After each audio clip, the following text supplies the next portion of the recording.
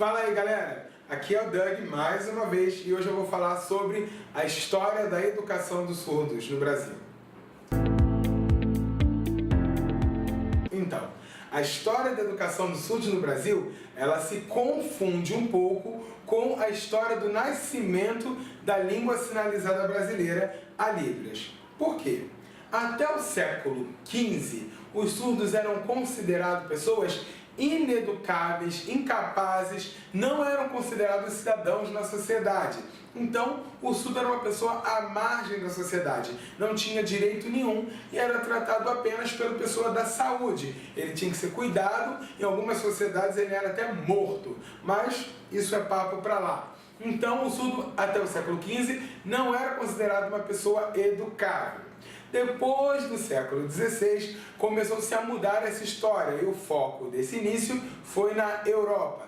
Na Europa, começou-se a lutar pela educação dos surdos, entendendo que a pessoa surda, ela sim poderia ser educada e ela não necessariamente era uma pessoa inferior porque tinha uma deficiência ou uma perda sensorial. Então, essa luta foi marcada pela presença de um francês chamado Édouard Hervé, que lá no ano de 1857 foi convidado por Dom Pedro II a vir ao Brasil para inaugurar um lugar para a educação de surdos. Nós tínhamos as pessoas surdas e não tínhamos lugar para reuni-las ou educá-las.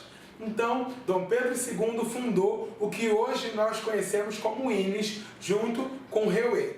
E o Hervé, ele trouxe a língua de sinais francesa e juntou com alguns sinais que já eram usados aqui pela comunidade surda brasileira. Cabe lembrar também que Hervé, ele era professor e era surdo. Ele ficou surdo por causa de sarampo, por causa de uma doença. E ele ficou surdo mesmo assim, por ele ser de uma família com grana, uma família aristocrata lá da França, da Europa.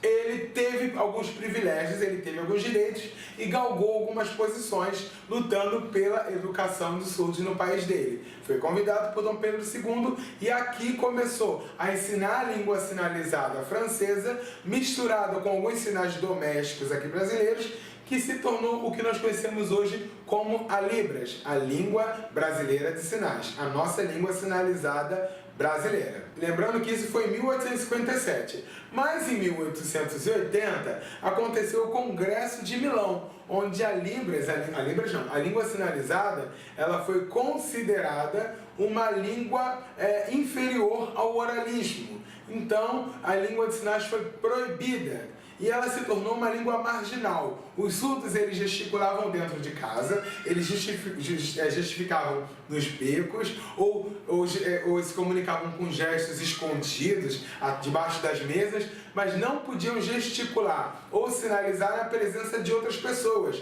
Os surdos tinham até as mãos amarradas para que não gesticulasse e que usasse o oralismo.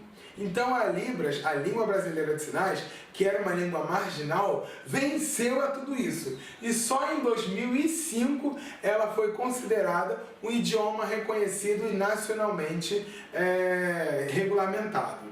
Então é sim uma vitória de toda a comunidade surda. Nós temos que comemorar também a possibilidade da educação de surdos no Brasil, porque hoje existe o INES aqui no Rio de Janeiro, no bairro das Laranjeiras, que faz um excelente trabalho, mas também temos surdos incluídos em várias outras escolas regulares, porque é direito dele. Mesmo que você possa achar um pouquinho estranho, a pessoa com surdez, ela tem direito a uma educação de qualidade, com direito a instrutor, intérprete e sala de recursos para que construa pontes entre ela e o conhecimento e que ela tenha direito a estudar no lugar onde ela gostaria de estudar, ok? É sempre uma vitória poder falar da educação de surdos e da comunidade surda no Brasil. Eu tenho que falar do meu lugar de fala, porque eu sou ouvinte, mas mesmo assim estou aqui militando pelos surdos no Brasil, podendo fazer melhor. E se você quiser conhecer um pouco mais sobre a educação de surdos, tem vários materiais na internet, tem outros